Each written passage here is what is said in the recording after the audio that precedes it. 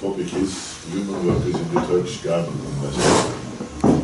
I used to be a chair of textile branch of the TNG, Transport and General Workers Union, at Montes Unite. Between 1980s and 90s until last garment factory closed down in North London.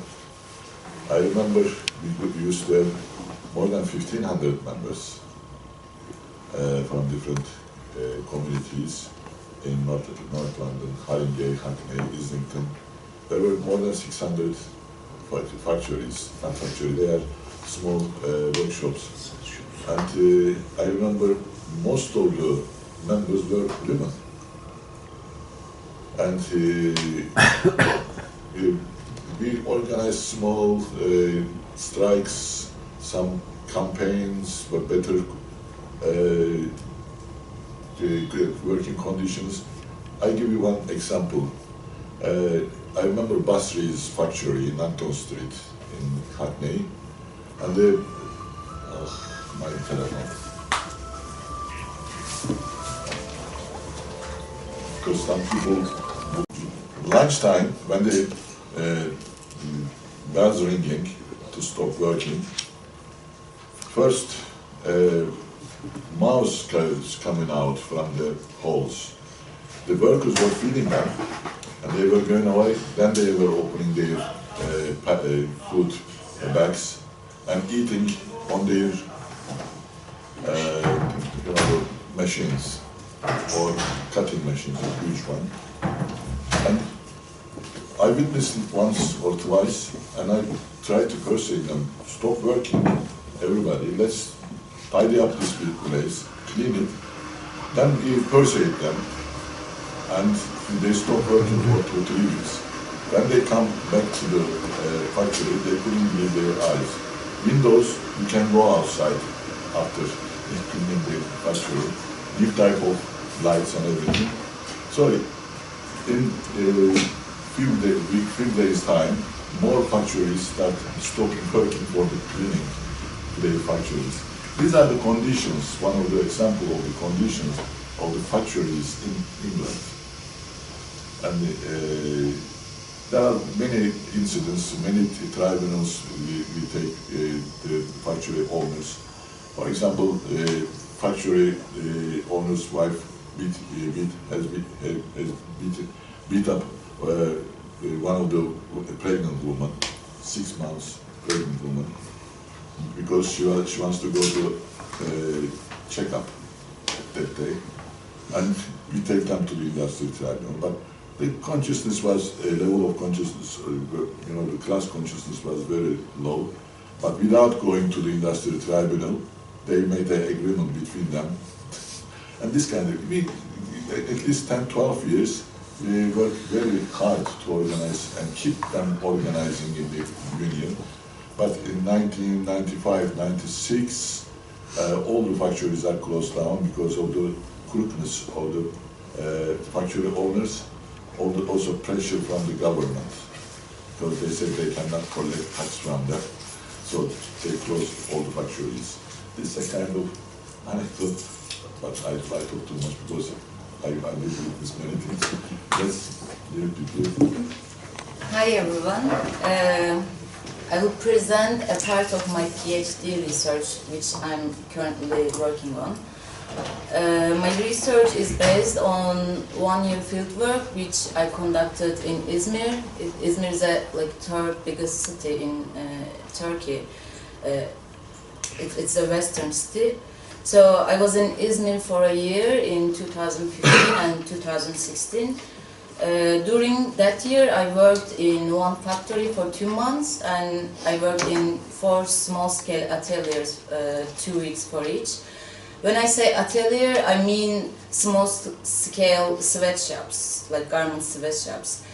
We call it in Turkish atelier, which is like atelier in English. So during that year, I also conducted in-depth interviews with women workers, with labor unions and sector representatives.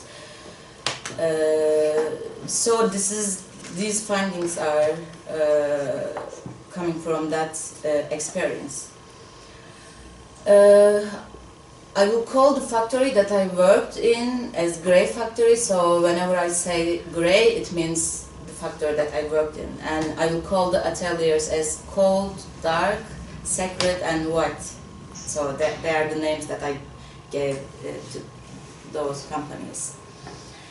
And also, like, I will extend my presentation in a way to incorporate the impacts of the patriarchal ideology on humans' intragender relationships.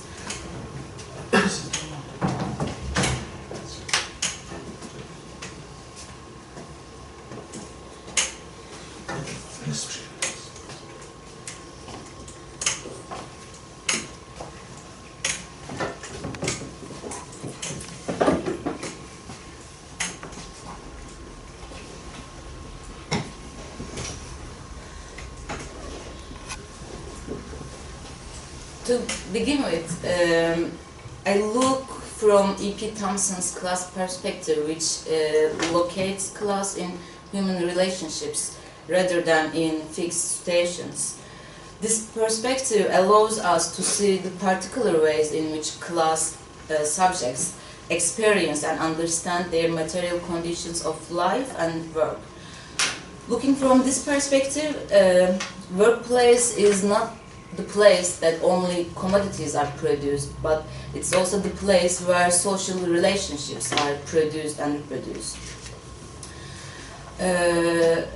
So I will start with the effects of neoliberal labor regime on intra-class relationships among garment workers. What I mean by the neoliberal work regime is pervasive labor informality in the garment sector. The garment labor regime in Izmir is characterized by low and irregular wages, excessive overtime, the lack of social security, unhealthy physical conditions, high job insecurity, heavy work pressure, and harsh labor control. So this labor regime is part and parcel of the class relationships among garment workers. The logic of production relations is embodied in daily life on the shop floor, and it shapes the experiences of workers. When we look at the everyday life on the garment shop floor, we see very complex, intricate micro-power relations among workers. From the perspectives of workers, working in the garment industry is tough, not only because of poor working conditions in the sector, but also because of the uneasy competitive social relationships among workers. There was a common belief among workers that people in the garment sector try to get one over on each other. I heard from many women that you have to defend yourself in this sector, otherwise everybody bullies you. Like, they believe that they have to be a strong person in the sector, because if they remain passive, like everybody, I mean their fellow workers, would abuse and take advantage of them. What they mean by taking advantage is like working more intense than others, doing more stressful or unpleasant tasks, or staying at the bottom of the employment ladder. Intense work pressure and harsh labor control is one of the reasons for competition and conflicts among workers. As pressure from above to work faster and with higher quality increases, competition and unrest among workers intensify. In the ateliers that I worked, workers were, for example, starting to debate about, who was working faster, if there was a, work to be completed at the end of the day, and if the employer forced them to work harder. But the competition among workers were more intense in factory because they work on an assembly line and they are assigned production targets. They work under the constant pressure of catching up with the production targets given by the production engineer, and they work under the surveillance of supervisors. At Grey Forest, for instance, sewing machine operators who were doing the same task were assigned the same production targets. They were not paid extra money for the pieces that they produced above the target, but because producing above the target could bring higher wage increases, promotion, or more job security, some workers were competing to produce more. Sometimes women were arguing about handing in more than the targets, and like many women complained to me about the women who were working during lunch breaks to produce more than the others. By the way, this is the pictures from the ateliers that I worked in. About the competition among factory workers, for example, Sevgi says that like when you ask why did you give a high number, she says, "Oh, I wasn't aware of it." In fact, she does it on purpose to be better than you. Working on an assembly line and the pressure to meet production targets foster tensions and conflicts among workers. One worker's mistake on the assembly line means more work and pressure for others. When one worker cannot catch up with the pace of the assembly line, others have to wait for them. In such cases, they get stressed about completing the assigned number of pieces and they start to debate with their colleagues. Thus, the pressure from the management to produce faster makes workers put pressure on each other. In other words, pressure doesn't only come from the management, but also from their fellow workers. Low wage in the sector stimulates the conflict between workers. The wage difference between workers who were working in the same section was an important source of competition among them. One day, when I was working at Dark Atelier, sewing machine operators were stressed about getting garments completed until the end of the day. Work stress led to tensions and debates among operators about who was working harder. Melek, for example, she was one of the women operators, said to a young Syrian worker that, like, you are getting more money than me, so you work harder. Due to the competition about wages, workers also tend to keep their wage secret or lie about it. It is usually imposed on workers by the management to keep their wage secret from their colleagues. For example, again, when I was working at Grey, one of the young women workers told me that like she was not sharing her actual salary even with her closest friend in the factory because the 4 women had told her to say 50 Turkish lira less than her real wage. Atelier workers were similarly told not to share the details of their salaries with their fellow workers. Another source of competition and power relations among workers is the length of work experience in the workplace. Seniority provides workers with a stronger position on the shop floor.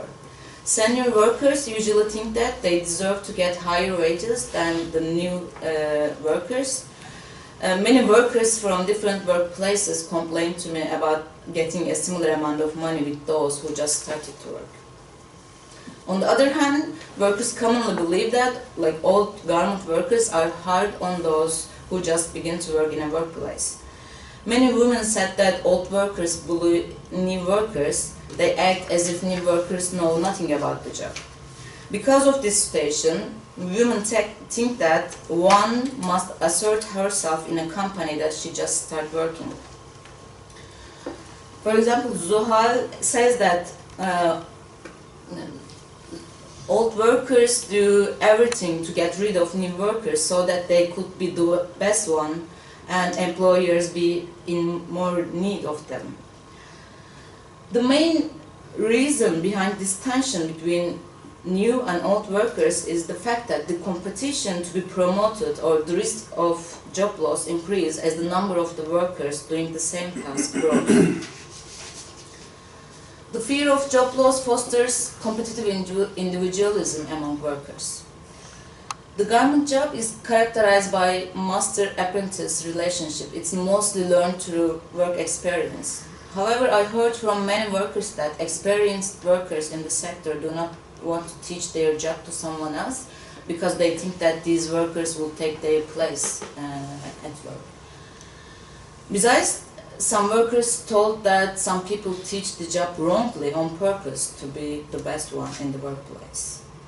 Many women said that they had hard times learning the job from experienced workers who didn't want others to acquire skills.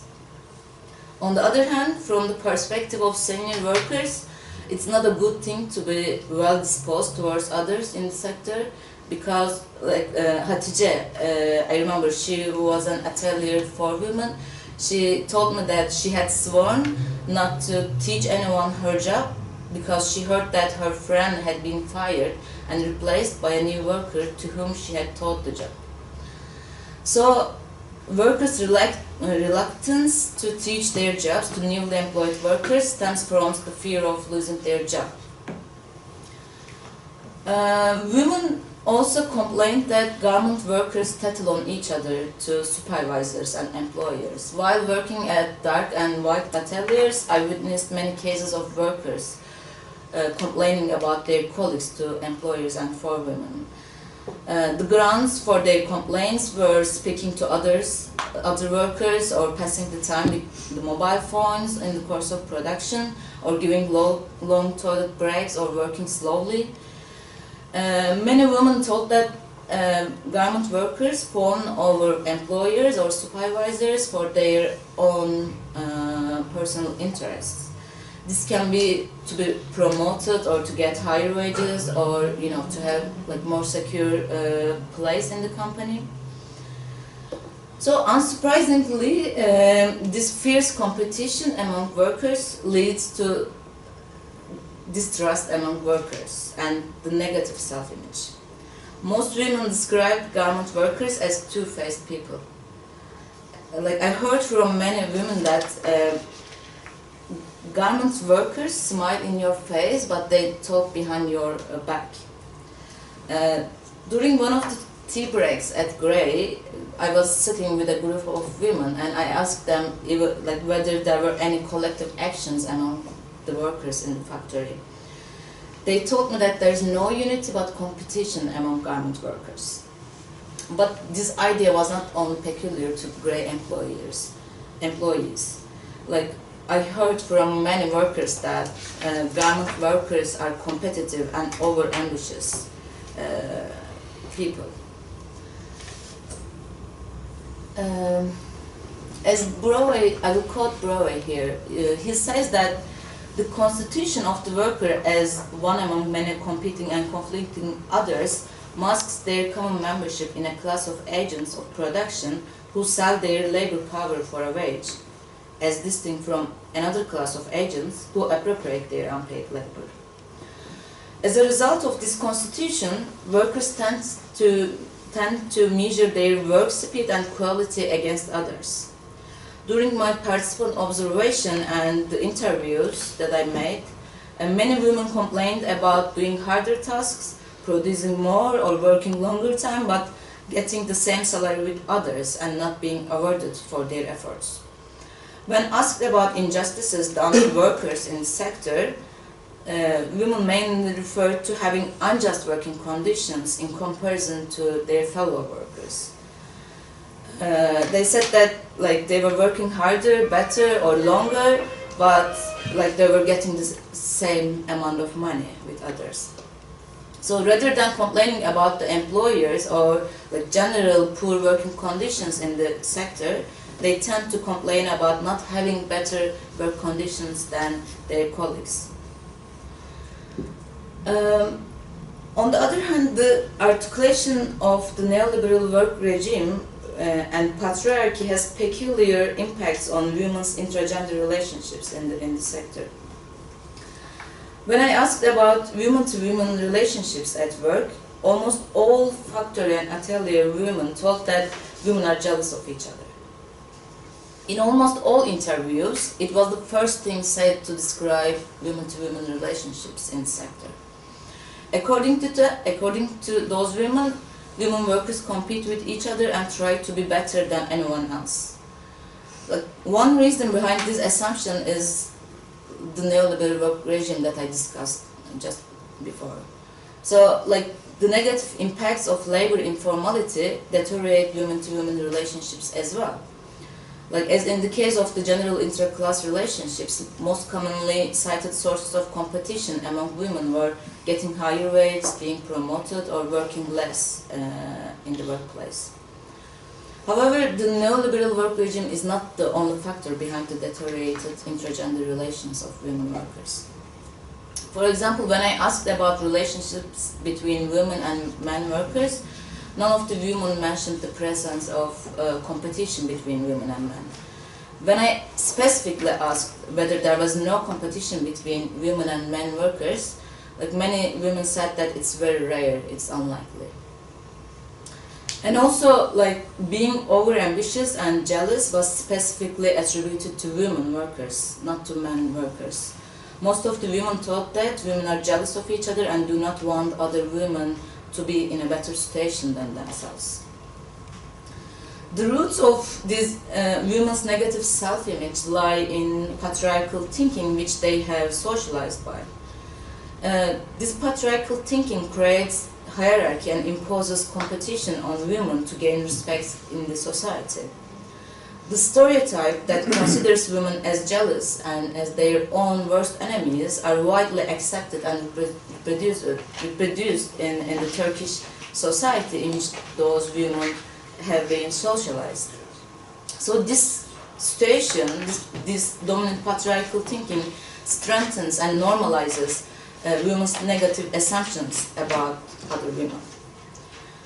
And also, women are more prone to compete with each other because they occupy the same social position, and so they possess similar social power. On the other hand, there is a gendered division of labor in the garment sector. For example, ironing, cutting, shipping, and handling tasks are exclusively performed by men, and they're paid more than other tasks performed by women in the same sections. On the other hand, like, tasks like thread trimming, quality controlling, packing, or handworks are performed only by women, and those women are the least paid workers in production. So this gendered division of labor fosters competition among women. Since workers doing similar tasks in the same section are mostly composed of the same gender, women tend to measure themselves against other women and compete with them to have better conditions. However, I should say that it would be misleading to, consider interclass relationships in general and women's intragender relationships in particular as composed of only competition and conflict. There were individual and group-based solidarity acts among workers. For instance, one day at Gray factory, the management told all sewing machine operators to sweep their working area every day before going to lunch. The lunch break was 45 minutes, and all operators collectively refused to sweep, saying that the lunch break was already short. So the management had to back down upon workers' decisive stance. Similarly, in the sample production and sewing sections, workers collectively refused to do overtime in case they had been doing overtime for an extended period. In such cases, management and workers were negotiating and reaching a compromise. But the most important form of collective action against the managerial domination in Gray factory was slowing down production. At Gray, women workers were slowing down their speed while the textile engineer was calculating the production targets with a stopwatch. Everyone was secretly warning each other when the engineer started counting pieces. Many women told that all operators except a few workers were running the job at low speeds and trying to give similar numbers in order to prevent the management from implementing higher production targets. Like, I heard from many women that, like, if you hand in more than the target, then they ask you to produce more, so there is no end. Considering atelier workers, they tend to solve their problems individually with the employers. Some atelier workers said that they acted collectively to change food service or to change the starting or ending time of a workday, but there wasn't significant collective action. Because there was no assembly line in ateliers, workers were slowing down production individually when the employers were out of the atelier. The main reason behind the less collective labor action in the ateliers is higher job insecurity and less labor protection in ateliers. Atelier workers faced more difficulties in creating solidarity networks and organizing collective action because of short-term employment in the ateliers. And also they are more afraid of losing their job in case of collective action because of higher job insecurity. So, in conclusion, the neoliberal work regime and the patriarchal ideology deteriorate interclass and intergender relationships among garment workers. Intense work pressure, job insecurity, and poor working conditions lead workers to compete with each other and seek their own benefits at the expense of their fellow workers. Working on an assembly line and being assigned production targets foster tensions and conflicts among workers. Workers tend to exercise pressure on fellow workers to work faster without mistake.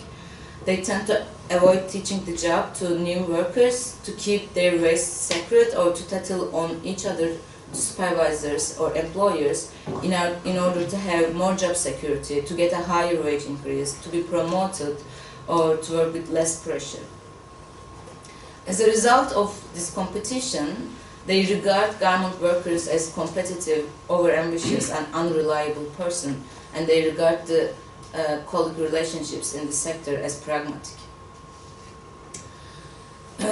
On the other hand, due to being socialized by patriarchal thinking, women attribute being jealous, overambitious, and gossips to women workers, not to men workers.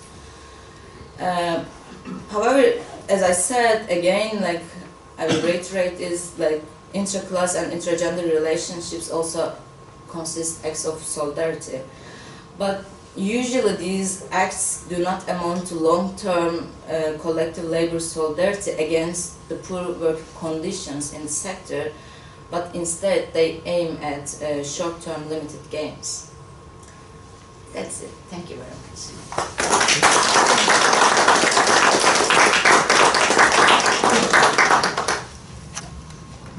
Okay. Any contribution, or did you forget anything? No, I feel like I draw a very pessimist picture. I'm sorry for that, but yeah, I was very like sad to see that, but that's the reality, yeah, unfortunately. I made notes. If I tell you about the situation in here. Okay, yeah, it would be very good to hear. Yeah. Because they were using every opportunity to divide and rule in the factories. Yeah, exactly. Yeah. Because I remember once Bengali and Turkish workers together were working in a factory with hundreds of workers there. And when they are going to announce the price of the piece work, they were putting Bengali music loud. And when the Turkish people say, "Can you turn it down?" Not turn it down. This time they are putting the Turkish music with the loud as possible. And at the end of the day, the quarrel starts between the workers. At that time, the director of the factory comes out, £2 per jacket. It's unbelievably low price. But there is no communication between the workers, so they cannot come together, and they accept the £2. They continue to work very long hours to finish this, very hard and difficult to make job. Anyway, the reality is unbelievable. Okay, any question, any contribution? Yes, please. You said that, well, from what you've said, it seems like there was a race to the bottom, you know, produce as many pieces as possible. Exactly. Now, from a capitalist perspective, didn't any of the managers worry about the quality of what was being produced in shorter and shorter time? In the factory, the quality was very important because it was an export-oriented factory. Like they were exporting all the production to European countries. But most of the workers were experienced workers, and they were like working very high quality. So I didn't see any attempts to to increase the quality more. Yeah, I didn't see any tension between the number of pieces and the quality. Regarding ateliers were producing for domestic labor, and the quality was already very low. So they didn't care about the quality much. So yeah, I didn't see any tension between these two. Yeah, I'm just curious about why they organise it on a piece rate basis, because I mean, I don't think necessarily you should equate piece rates with capitalism, because it was just as had the same impact in the Soviet Union, for instance, the Stackobyte system.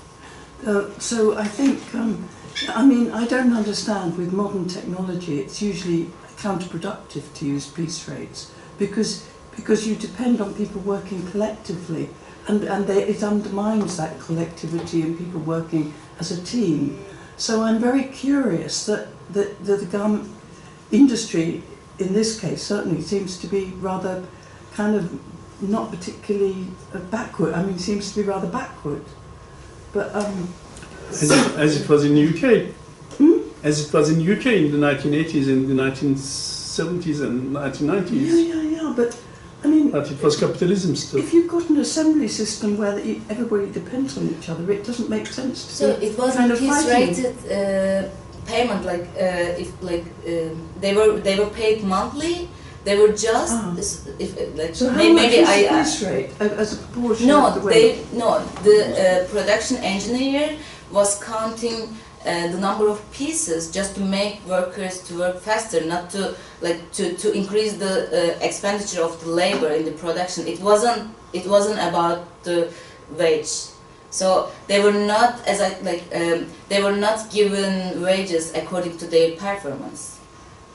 They were doing this, like the management was doing that because just to increase the productivity. So it wasn't piece rated, neither in ateliers. So like it was like wages were paid on a monthly basis.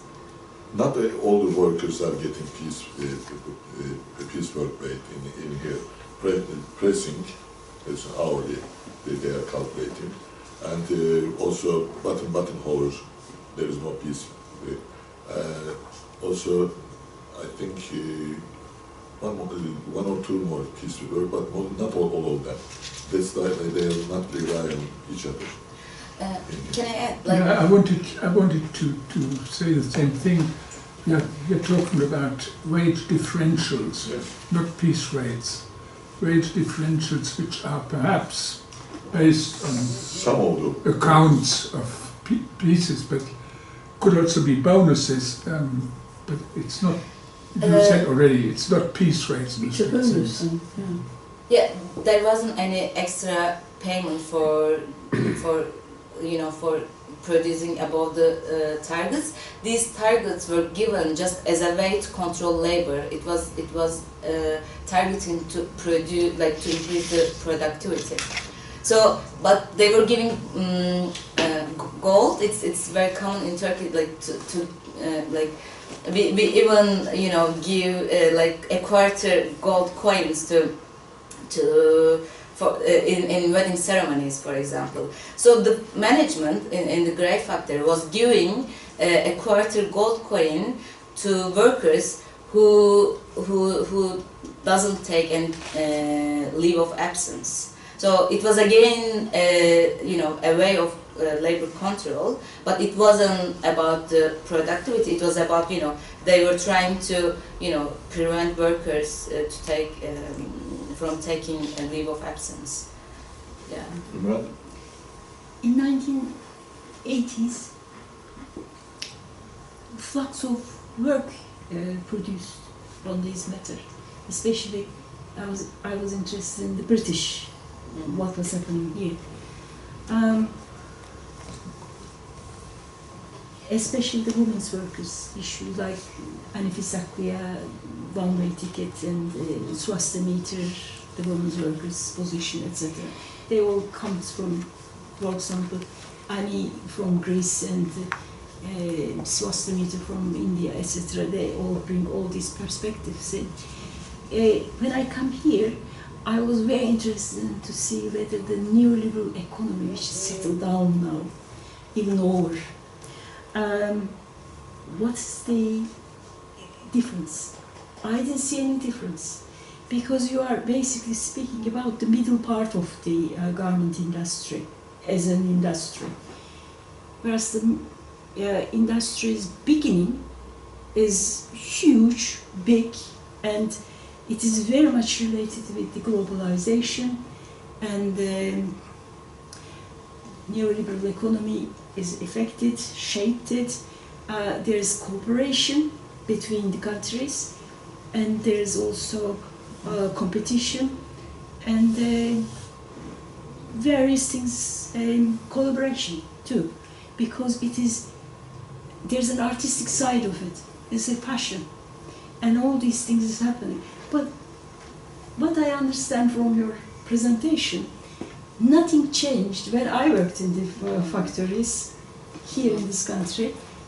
Exactly the same, because perhaps it's labor intensive, and the labor intensive part in the neoliberal economy is always pulling and pushing here and there, whereas the cheap labor. And also, it's not only the cheap labor side, but this mechanization of the issue cannot go further. Exactly, yeah. That is the major issue, I think. Technologically, the first part is changing, and it's becoming more artistic, more modern, and more this, more that. But that part is, after the Taylorism or Fordism, even not exist there. So the relationships are continuously the same. Maybe just the threat is losing the job to China or to other countries. Maybe it's more pressurized, and so the class collaboration is deliberately, as Ali said, curtailed and become more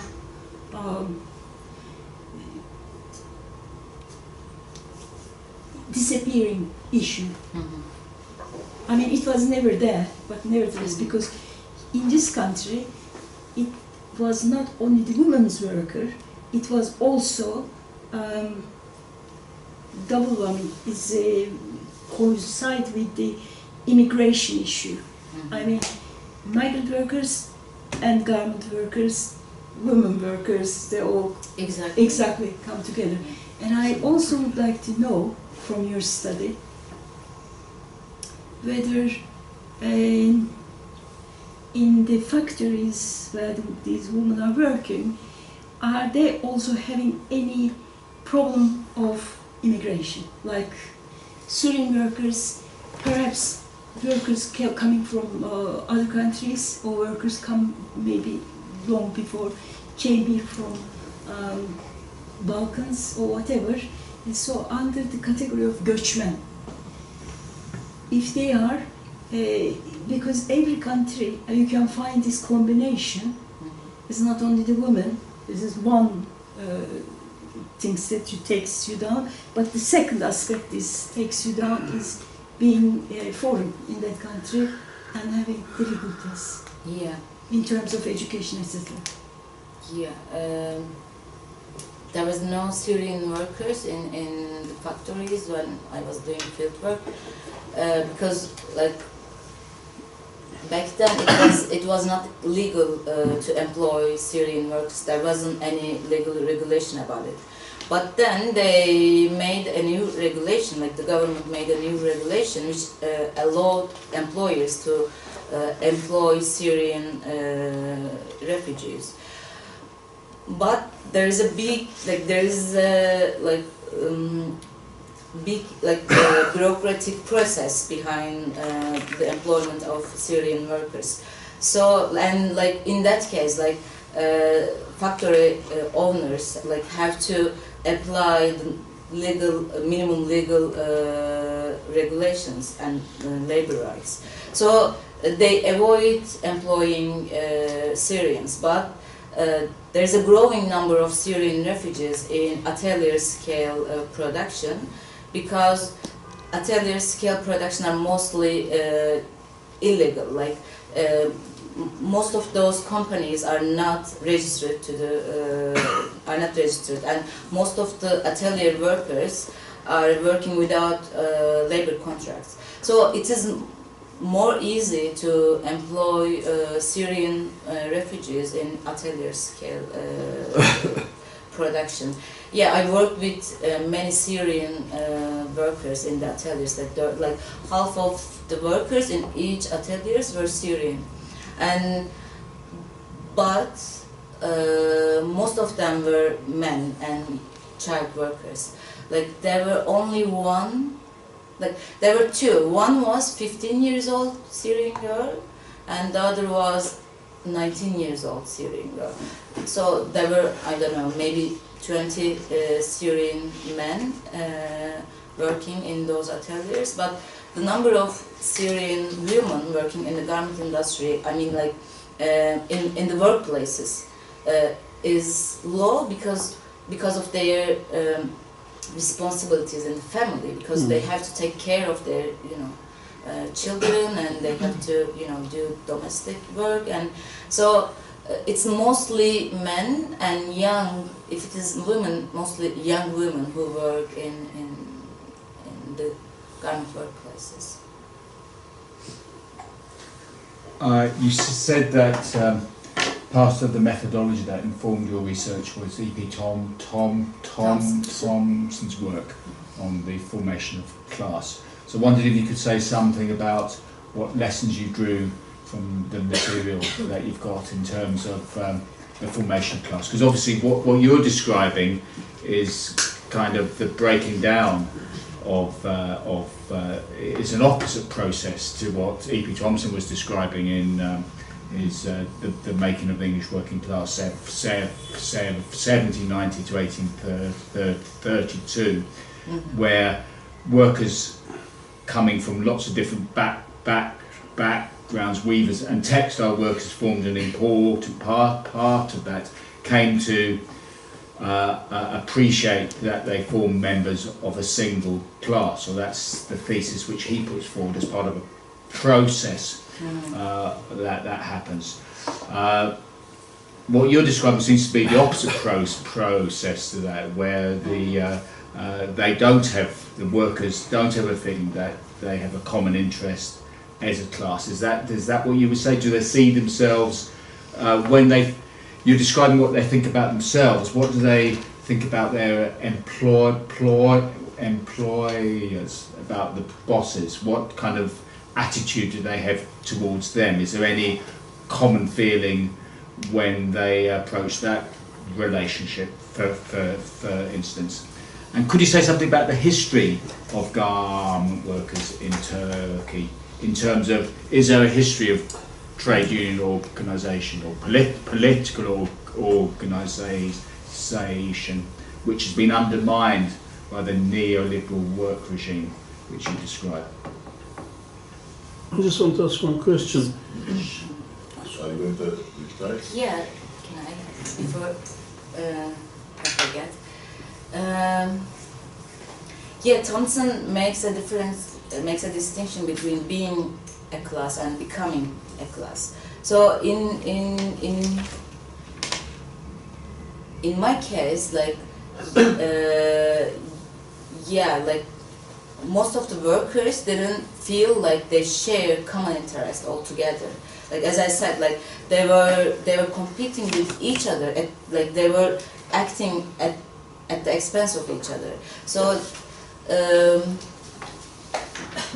yeah, like when I asked about their ideas about their employers, for example, in the Grey Factory, most of the workers were thinking very positively about their employer. For example, they were saying that he's a very kind man, like he is saying hi to us, like, you know, he's eating with us in the same cafeteria, blah blah. So I couldn't see the, you know, like class for itself, Yeah. kind of like, you know, station in like garment workers, among the workers that, you know, I work with.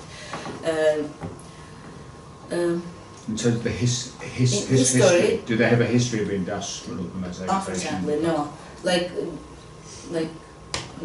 you can add, you can contribute as well, but we don't have, like, we have a history of resistance, for example, among mine workers, like coal mine workers in Turkey, but we don't have a, you know, like history of resistance among garment workers in Turkey. Like I interviewed with labor union representatives as well, and none of the labor union had the right to collective bargaining. They couldn't organize like any companies. Like in Turkey, to have a right to have like collective bargaining, you have to organize at least like more than half of the workforce. So none of the labor unions could manage that. So yeah, in the history as well. Any workers in the places where you worked who were members of the union? No, none of them. Yeah. Mustafa? Couple of questions actually. In the factory, how many workers were there and what was the age group? In the ateliers, sweatshops, how many workers were there and the age groups?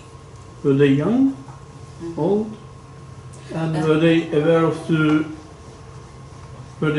the past of Turkey or the trade unions? Okay. For factory worker, like in the Grey Factory, there were around 200 workers, but in the mass production there were 100, around, I guess, or 150 workers. And like, because the factory was subcontracting most of the production to like other smaller companies. The age, like average age was, I mean, more than 30. More than 30? Yeah, more than, most of the workers have been working in that factory for long years. Oh, right. So that's why the like quality of production was high. Okay. But for ateliers, they're mostly young women and men. Yeah, like, because, you know, when workers, you know, get older, they want job security and they want, you know, more social protection. They want social security benefits. So, but yeah, youngs are more prone to work in ateliers. Like, because sometimes they can get more money because they're not paid for social security benefits, and they prefer to have money And in they get cash qualification rather as well. than. They get qualification exactly. as well. Yeah, they get qualifications. Like I think like ateliers are more educated than factories. Like they learn lots of different, you know, states, and they acquire different skills in the ateliers. And then the class consciousness becoming more difficult with the young workers, because A, they were not aware of the history of it, B, they are just becoming a worker, learning the trade, learning the machine, how to learn the machine, this and that, and they were temporary most of the time, weren't they? In ateliers, yeah, like labor force is very temporary. Like labor turnover is very high. Like, yeah, so it damages the, you know, class consciousness. But like I didn't see any like significant difference between factory workers and atelier workers in terms of class consciousness. Yeah. Yeah, I come back to the question of wages. There must be some kind of standard rates. You just mentioned legal rates. There could also be rates which are between social partners. Whether it's official collective rates, I don't know. But there could also be, excuse me, customary rates. And my feeling was that this particular case you are talking about has a kind of privileged position where everybody thinks they have a particularly generous employer, and under these conditions this competition also between the workforce is explicable. Anyway, I would like to know how the wages you are talking about relate to standards.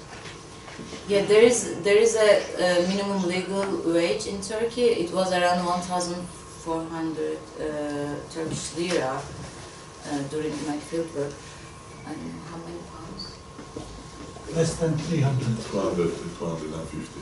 Yeah, 250. Yeah, this is the like minimum legal wage in Turkey. So the factory was paying this legal wage to all workers. Like all workers were, earning at least the legal minimum wage. But for atelier workers, child workers who were helpers, but who were working a lot, like they were earning like half the minimum wage, and some of the skilled operators were earning twice the minimum wage. So the wage difference between atelier workers were much higher than factory workers. I was, when you talk about the factories, it sounds very like it's almost a global labour process, and I wonder what is particularly, if there's any particular Turkish aspect to this, because I've been looking at the garment factories in Bangladesh, and it's similar characteristics, high proportion of, in this case, climate refugees who work in the factories. They're vulnerable and they're desperate for work, so they work in the factories. And it just would be, I wonder if it's not a kind of global labour process now, because it is a global market. And also, I know the global labour unions have been pretty involved in the whole garment industry, and whether there isn't some awareness of that amongst people, and also this whole, the fights to get the retailers here.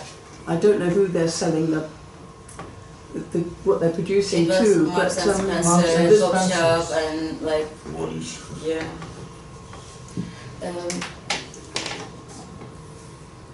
Can you repeat the first question? Well, it's just I'd like to know if you can identify anything that's particularly Turkish about the labour process or the way people are paid, or whether we're looking at a kind of global labour process, which is it's a global labor process, like the decreasing wage, decreasing job security, and decreasing organized power of the workers. But I don't know very well about the other countries, like how is other countries, I can't say this was specific to Turkish case, as different than other examples. But if you have specific questions about what can be it. What are they making? Yeah, I'd like to know that. Sorry? Who is buying the garments? Who is buying the garments? Yes, where do they go? What are they?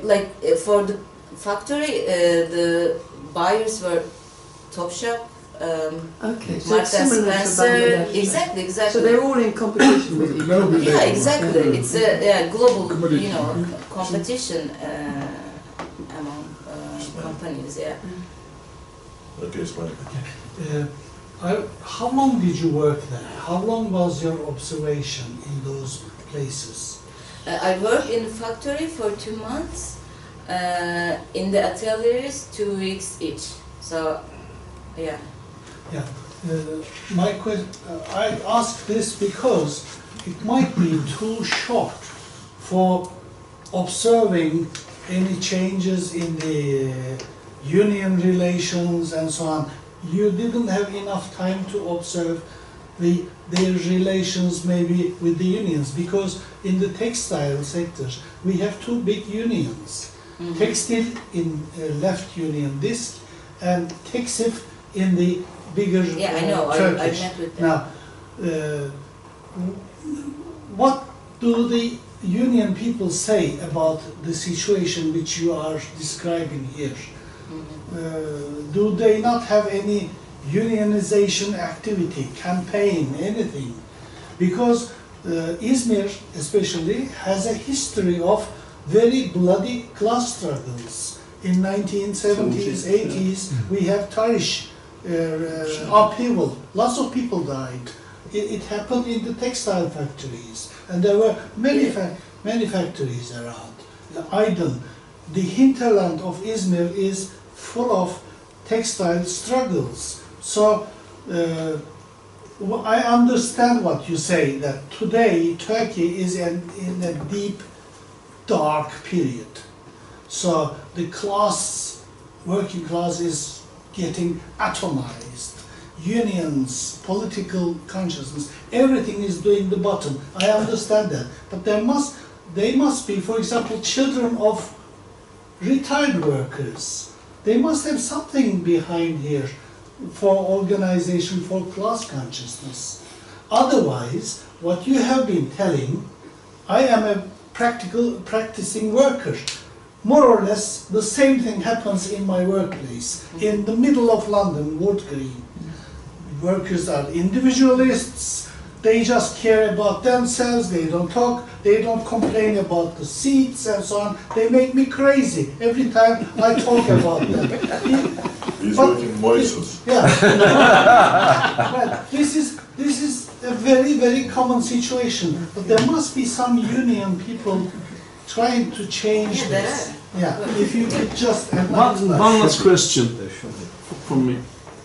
The lifetime of the ateliers. It's very important. It is much shorter than the factories. Actually. That's why the labor turnover is very high. That's why, all these are just explaining like- things actually. Yeah. Thank you. Yeah, this before you, I forget about Aysun. Yes. That's why she came here. She's Because trained. I'm sitting here, yeah. I just would like to add my sharing. I would like to share my working in Turkey as a young woman between 80s to 90s. I was really shocked when you told, because the same things happen in the companies as well. I work in the really big companies in Turkey. One of them is the bank, very known bank, and the other one is the sector, one of the sectors.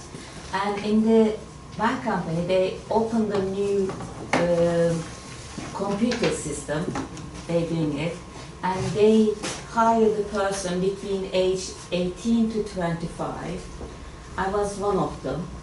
And they taught us, and we start working. But like 50 people, just a lady, woman, and like a role, we got 2 managers, and every role had got what they call some sort of manager, but just responsible for the one role. One role is the 10 people working with the computer. And I started with my cousin, and they told us we shouldn't tell our wages to each other. But we talked to each other, and I realized that we start same day, and every year she has more, have got more money than me, and I didn't understand why is that. And I worked there for 4 years, but I got less money every year than her. And I didn't understand, because we have to put input the accounting for all the sectors. And anyway, I left and I worked in another company, big company, in the accounting section. And it was the same things happened there as well. Like, you shouldn't tell your wages each other, you know. But I know women got the less money always from the man. Because I was giving the wages, I know most of the people's wages. And the question came to my mind instead of, yes, capitalism, but what the system makes bring the people, what to make system of people the way they are, how they are coming so as a social, became like, I don't know how can I put it, sorry my English. Instead of be frank, the making, like Ismail said, there's trying to separating us, being the individual, is my thinking now. And I wonder what everybody thinks about it, just not the wages, not just the working times, but what society makes them became separation from the people and saying lie to each other. I'm asking to everybody, really. Thank you. I hope you understand. Yes, you can answer these questions. No, but if I go back to my question about quality, the reason I asked you that question before, you know, what about the quality, producing too much? I had a Turkish acquaintance, not friend, who was a manager in a major factory exporting to the UK. And it's what impressed me quite, well, left quite a mark in my memory many years ago, is that when she went back to Turkey once, she left me all her samples here because she couldn't be bothered to carry them back. And she told me never to be very careful how I washed them because the dye would come off. So it was very obvious that the quality was dead bottom, basically. And that was, she was selling to Marks and Spencer's. Now, you didn't talk to managers perhaps there quite a lot about these issues, but is the job considered to be skilled, semi-skilled? Where would it fall? Perhaps if you don't know, or perhaps Ismail would know, or Ali from their experience here. Is it a semi-skilled or a skilled job, so that they pay more for somebody who's, you know, more skilled, rather than just get a young worker in, they have more stamina, they can produce more pieces? No, of course. Yeah. There is like labor differentiation in the production, of course. For example, workers were classified as first-class workers, second-class workers, and third-class workers. So they were paid accordingly.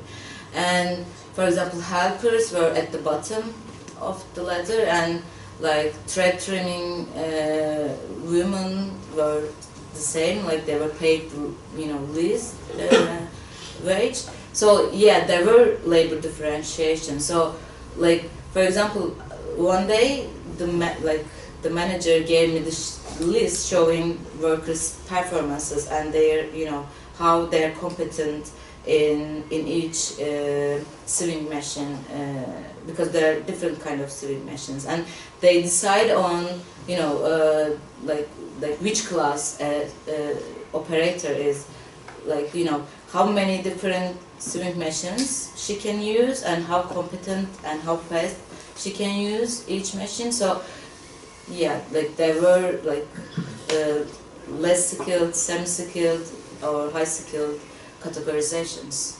They knew you were doing research, the managers? Yeah, they knew. For example, in here, my wife was buttonhole machine. She was very good. She was getting 150 pounds per week at that time. I know a couple, they are in sewing machines. They complained about the manager giving them small dockets. No dockets. Dockets are a group of pieces. They give you 10 of them, 16 of them. And they complain about the manager giving them small dockets. That's why they have to go, leave the job, get in the queue get another dockets and wasting their time. And they were getting 1,000 pounds at that time, a week. And this much of money makes jealous to each other. Is it answer to your question? This system, capitalist system, making people jealous to each other, competing, it's forcing them to compete, and selfishness. Yeah, it's very Yeah. selfish. So this is one of the reasons I think. Untrusted society. Yeah. Who was the next? Yeah.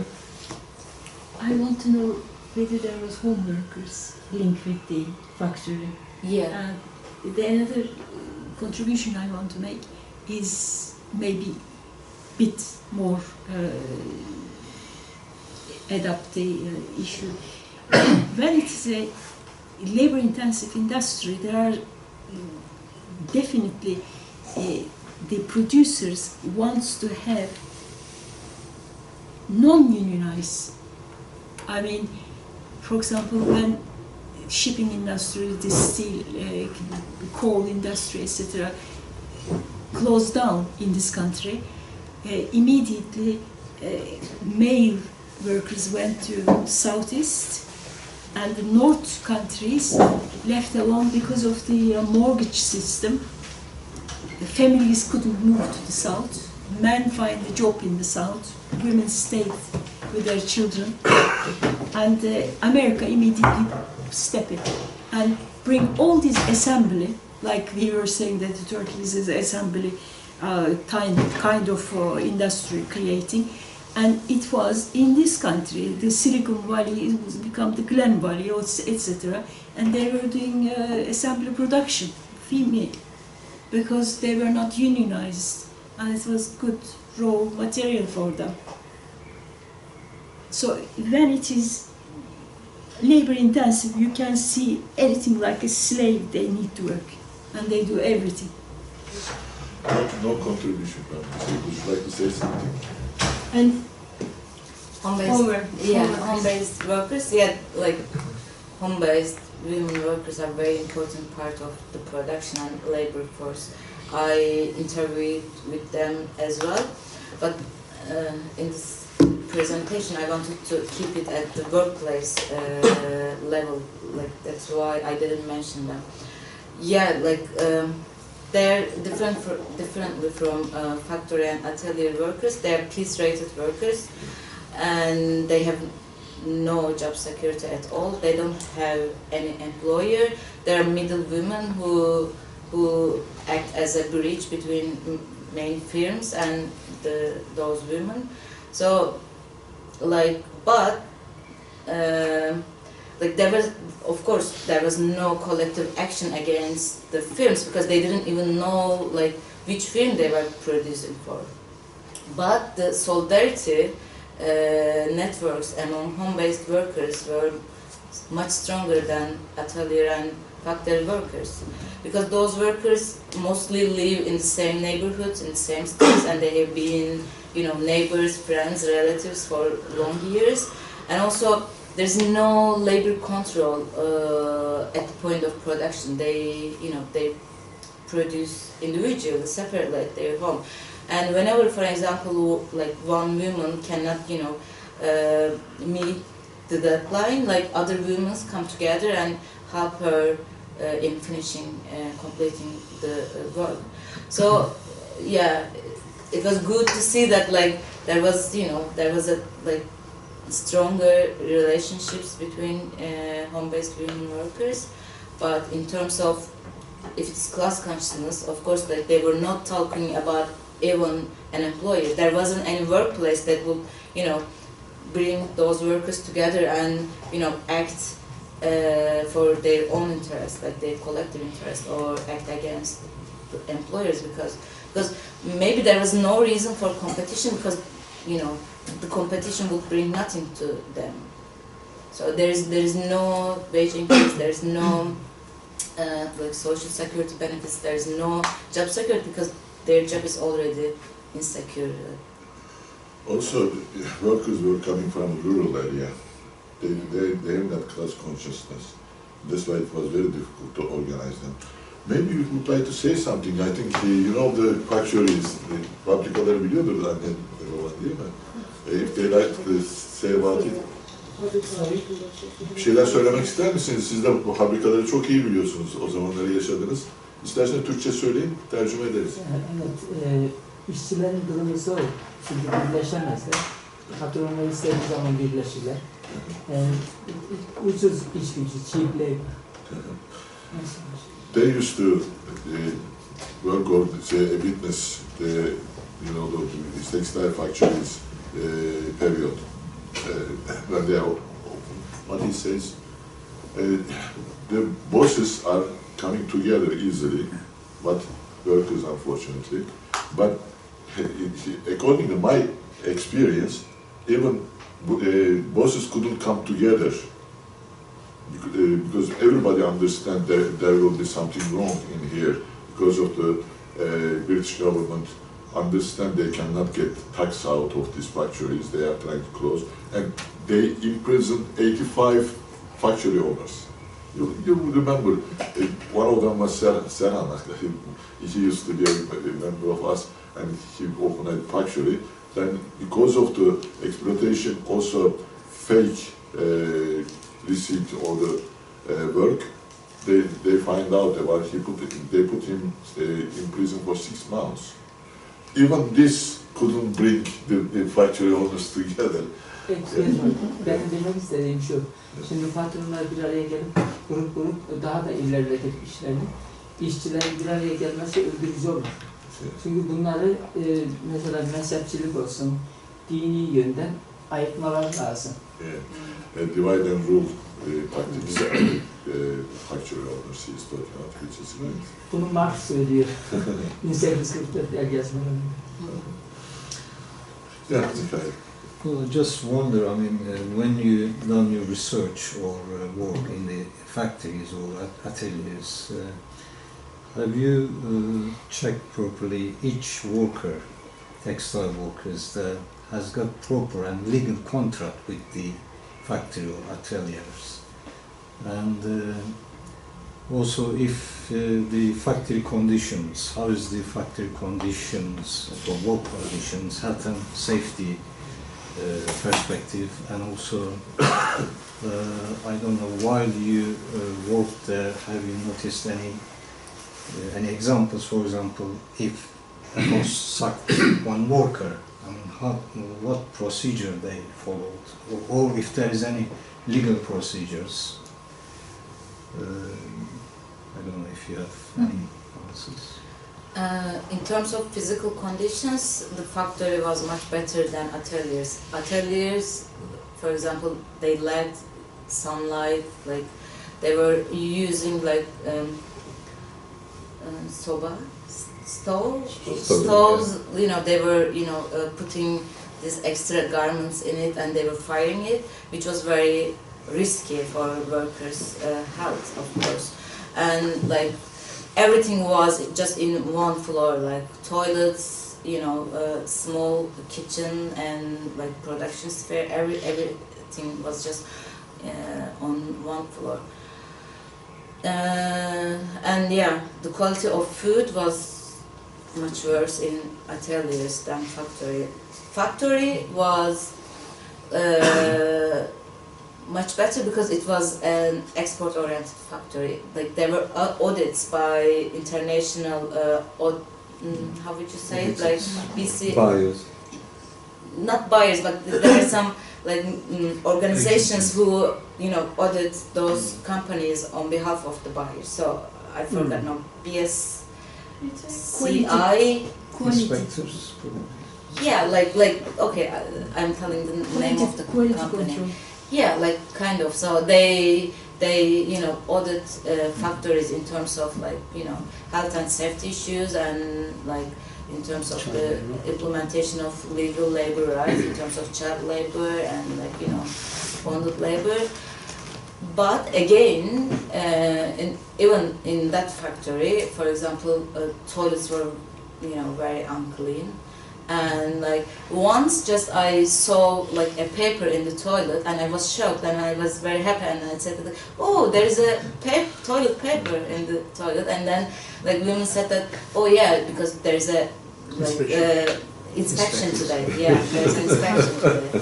So yeah, it was better than ateliers. Like there was no audits, and you know, like physical and like health conditions were much worse in ateliers, but in factories there were problems as well. Like the air itself, it was full of dust, and you know there were no protection, you know, equipment given to. Again, just one day during my 2 months employment, the management gave just one day, masks to cover workers, you know, mouths and noses. So it wasn't enough. Last sweatshop I worked was like this one. There was not a window, Yeah. and there wasn't any fire exit. There's extra fire exit, only one door, and plastics, cables, papers on the floor. Every other day there is a injury, work injury, broken pins, close to eyes, and horrible things, cuttings, burning themselves. And one of the home workers was complaining about, Ali, the color of my wall is changing every week, because she was doing special work, velvet, different colors. When they're using the overlock or other things, all the dust going into the walls. And think about they are breathing it and causing serious problems.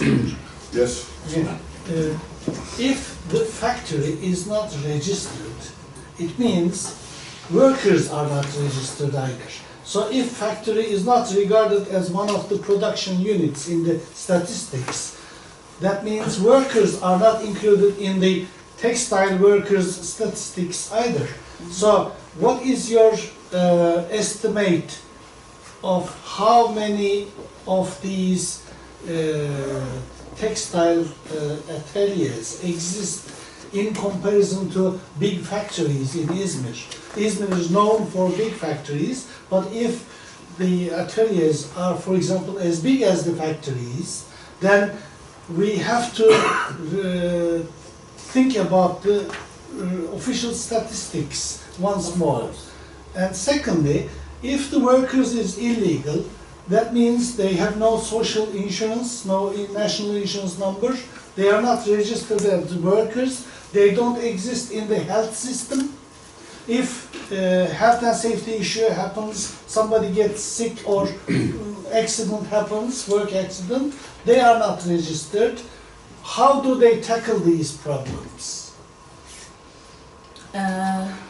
Firstly, I don't know the number of atelier workers compared to factory workers. Even we don't know the legal number of garment workers in Izmir. Unfortunately, our like statistic institute, doesn't give any numbers like specific to states.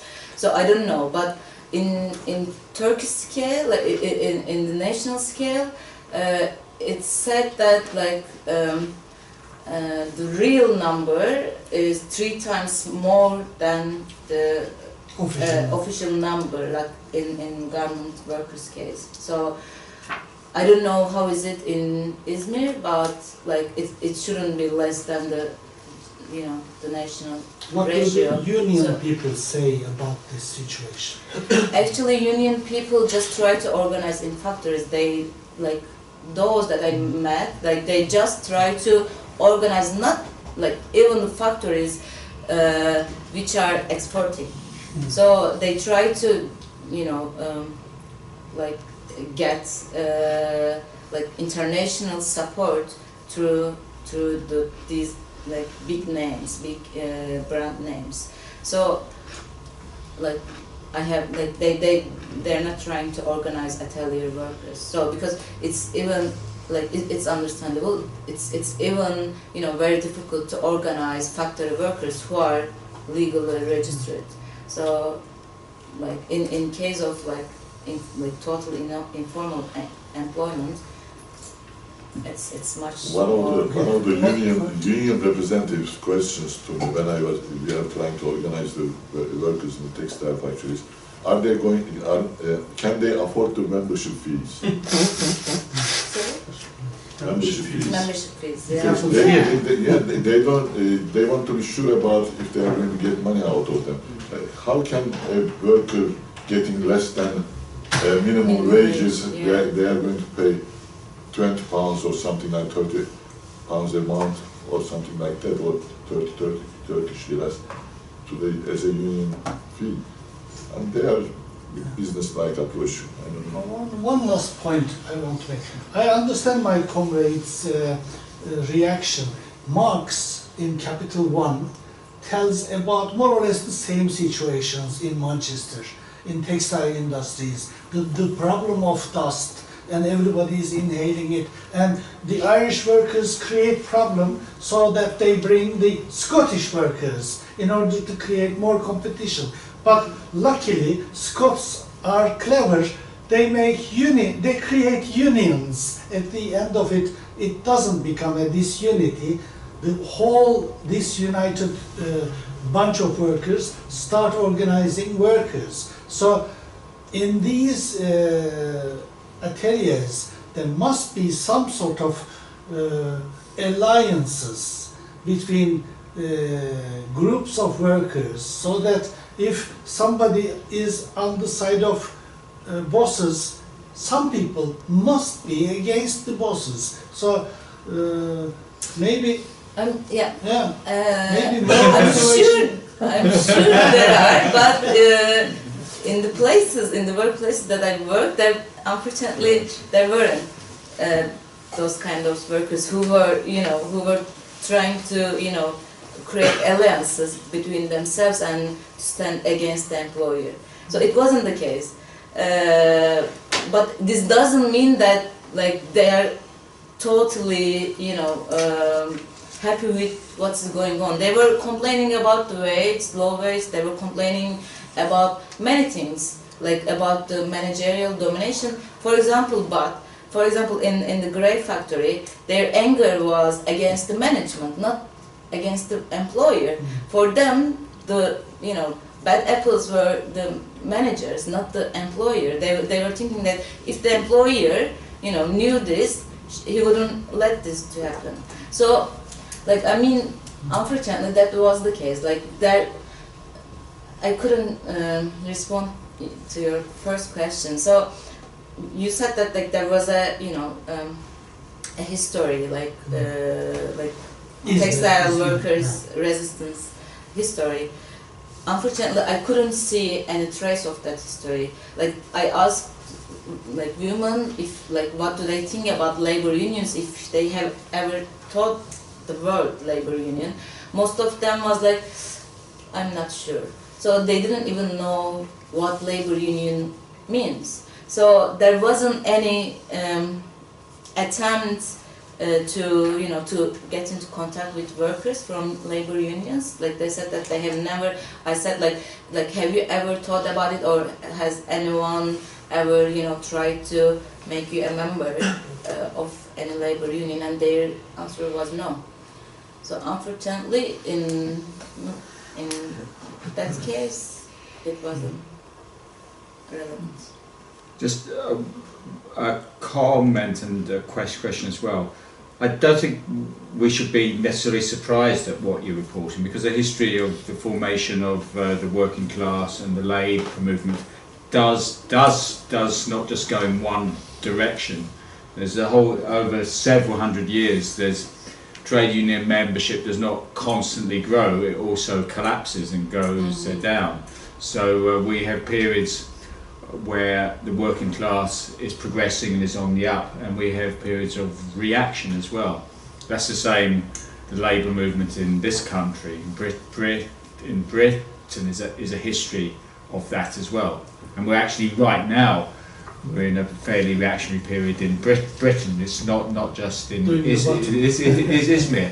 We had huge labour movement and political struggles in the 70s and 80s, first part of the 80s in Britain, and some of us are old enough to remember that, but younger workers here you talk about the miners' strike or the winter discontent and all of that. Younger workers here will probably might well have imbibed a negative view of that from what the media says and the Conservatives and so on. So it doesn't necessarily leave an imprint that can easily be used, that easily a legacy which leads to union organisation in the past. You need organisations, trade unions, parties to learn the lessons of the past and transmit that. But it takes time to build all of that to build that up. And if it's been smashed, then people are less optimistic about doing that. So it takes a period of time to turn that around. But it's not just, people don't just exist in the workplace. You mentioned the home workers also live in neighbourhoods and so on. So class consciousness is not just about organising in trade unions, but also doing stuff in the neighbourhood, in lots of countries. The class struggle can take the form of reacting against things that are happening, as what they pay for air, electricity and water. There can be protests against that kind of thing, against environmental destruction, and also can be expressed politically as well. So I wonder whether in Izmir there's any struggles of that sort, of a more general kind, not just amongst the textile workers.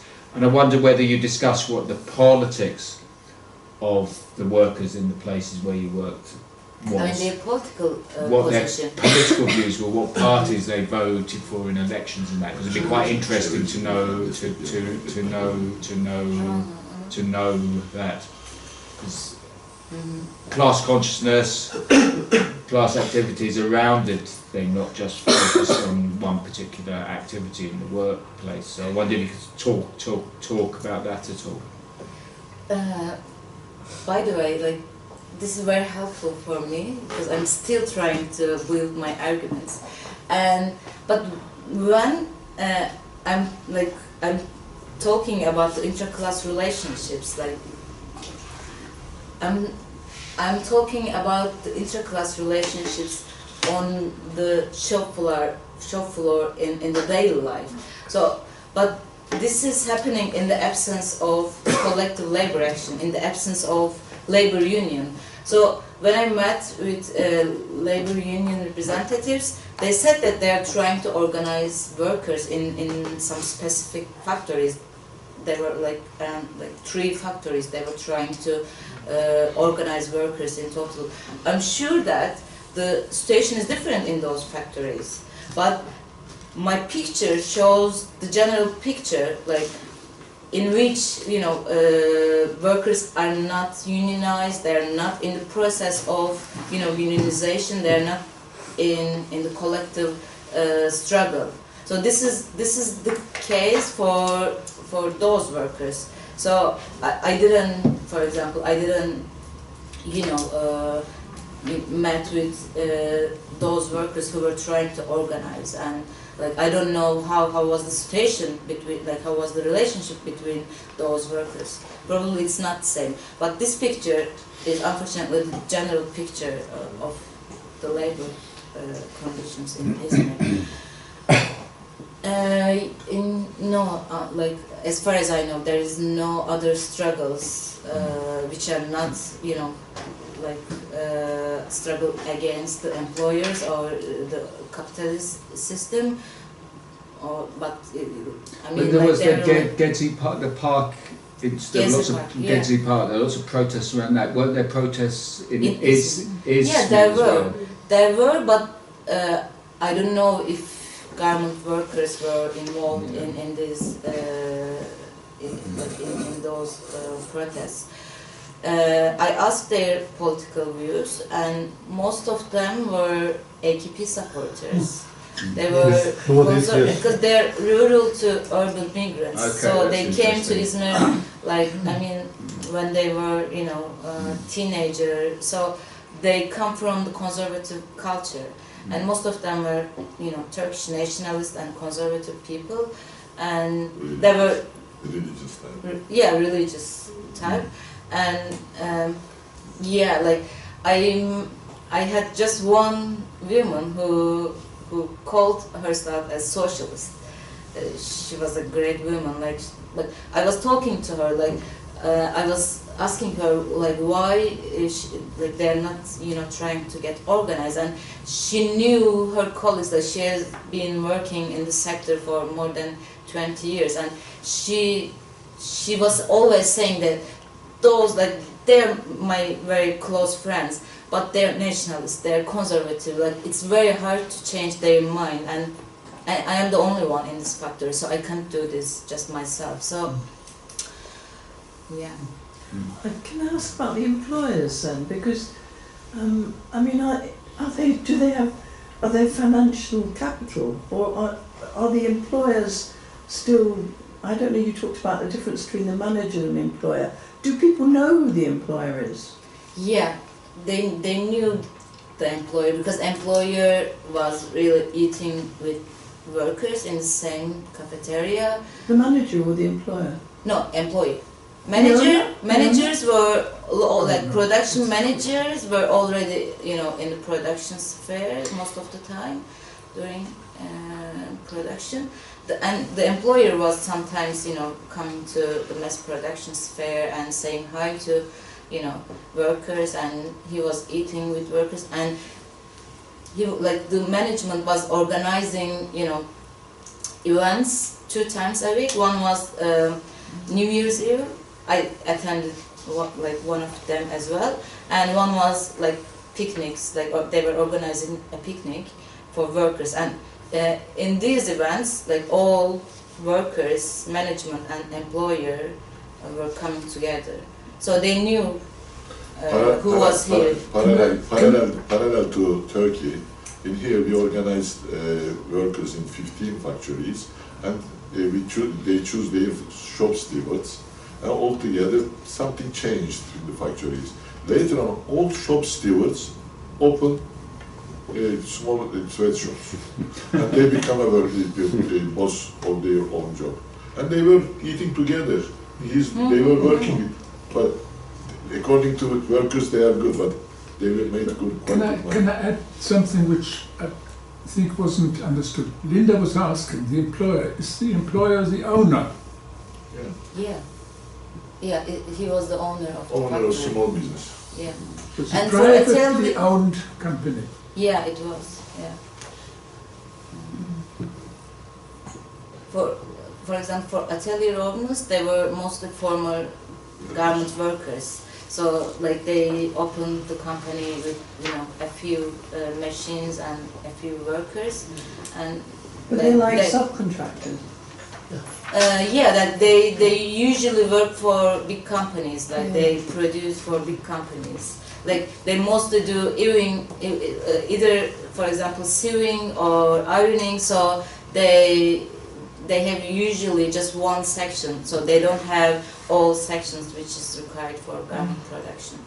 That's interesting. One of them was openly say, Ali, I jumped the class. I was working class, now bourgeois class. Yeah. Any questions? Any contribution? Can I Yeah. ask a question to our great comrades? Do you still want back to take Izmir? Not anymore. Yeah. Izmir is still a beautiful city. Yeah. I am from Izmir.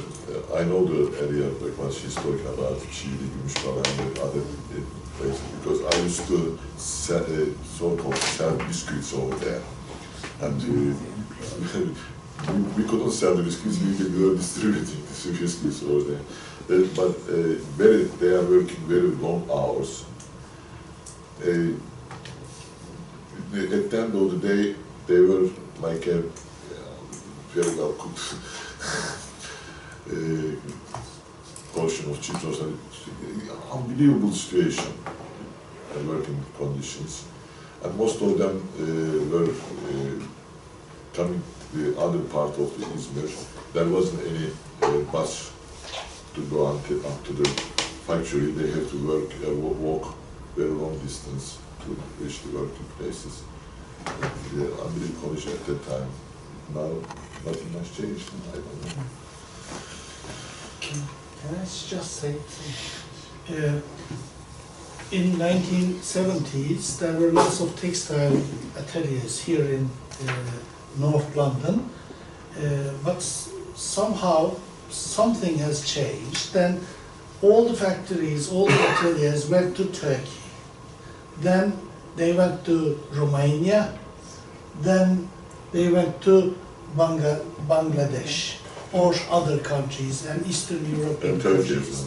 But the fact that Marks and Spencer, Topshop and the others still employ Turkish factories or ateliers mean that in economical sense, Turkish capitalism is still one of the most cheapest labor places.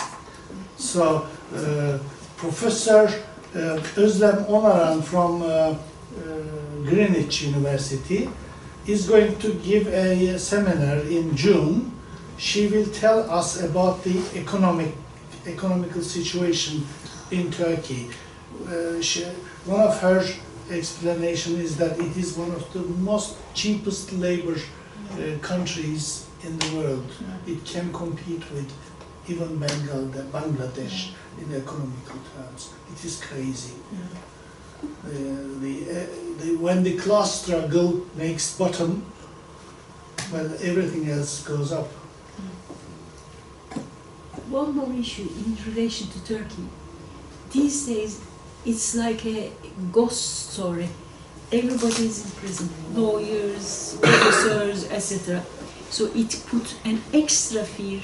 I mean, there is a fear when you're in the cheapest workforce to lose the wage, whatever you are getting weekly. But extra, if I do something, they will put me to prison. Is also in the back mind of the people, whether they are conservative or not. But Erdogan said to the factory owners, because of extraordinary laws running at the moment, you are lucky there is no strikes.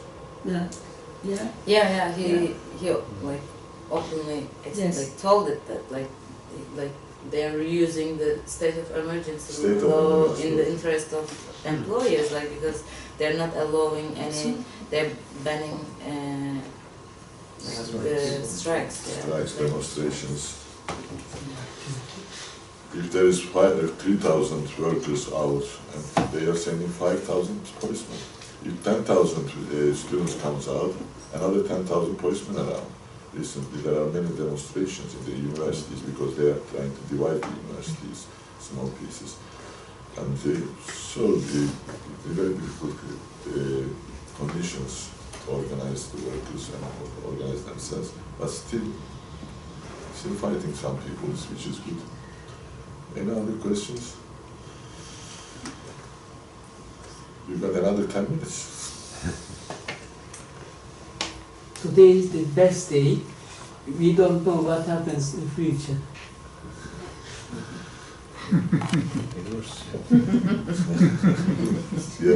Well, perhaps Ayşe, your name, isn't it? Ayşe, they knew that you were doing research. The people you talked to, not just the managers. So did you have you considered in your research where there is what's called the Hawthorne effect? That they tell you what you want to hear to a certain extent. It's why. Or they don't tell you what they would say under other circumstances. To be Yeah. But the good thing is most of the interviews were my colleagues.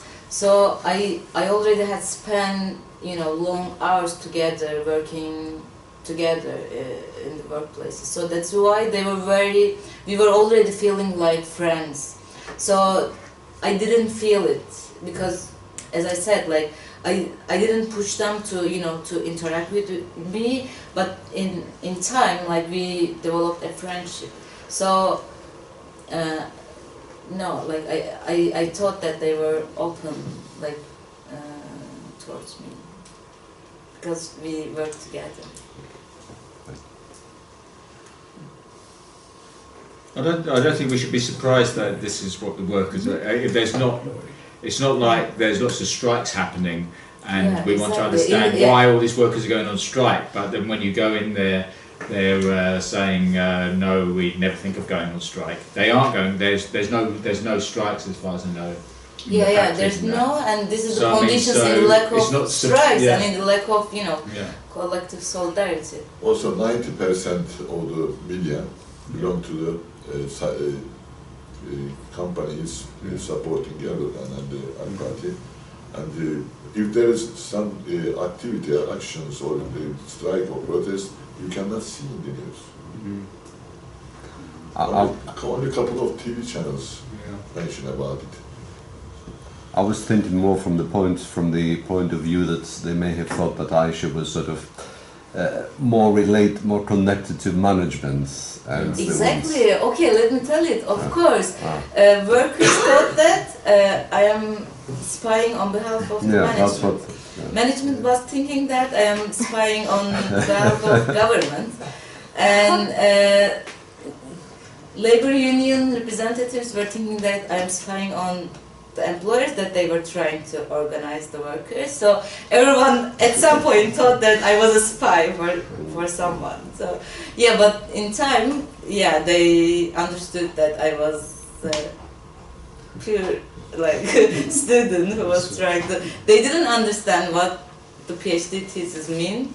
So I was trying to explain to them, but then like a friend of mine, like one of the workers, told me that to tell them that I was working a kind of homework to graduate. So but yeah, they convinced that I was a student who was trying to graduate. Yeah. Okay. Were there any employersmen or women in the factory? For example, in here, when we try to organize the workers and for example protests or boycotts or strikes, there were 5-6 workers. They are good, quite skilled workers actually. They have been working for the company for a long time. They were trying to break the organization movement against any kind of protest or with better wages. I don't know if it's the case in the factories over there, the employers support the workers. No, I didn't see. Okay. In here, unfortunately, there were. Okay. Any other question? Otherwise,